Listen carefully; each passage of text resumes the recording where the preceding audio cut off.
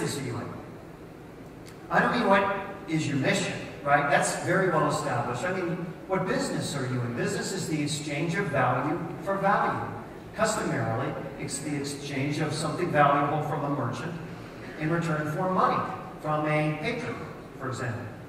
What business are you in? What are people buying from you? And is it what you think? If you go back to, I don't know, 20, 30 years ago, another Harvard professor, Ted Levitt, had this notion of, the business you're in isn't what you're making. It isn't what you're doing day to day on the air. It's what your consumers are buying.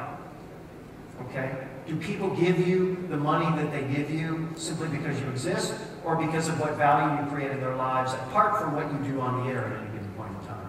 What are they buying? Is it different from what you're making? Or in Levitt's example, people aren't buying a hammer when they buy a hammer, they're buying a hole. Ditto with Apple. Everyone's favorite example, Apple.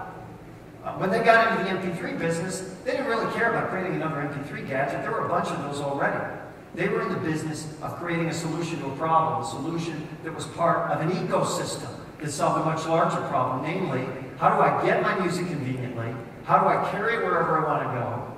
How do I get more music just like it? And how do I do so across platforms on demand any way I want? They created that ecosystem, and it's that ecosystem that solved a much larger problem than the simple problem of, I'm in the business to create a gadget, right? I'm in the business to create an MP3 player. In fact, the sales of iPods didn't really take off until the iTunes store was created, because at that point, they had the whole ecosystem built. So again, what are people buying when they buy an iPod? Are they buying an MP3 player, or are they buying a ticket into an ecosystem?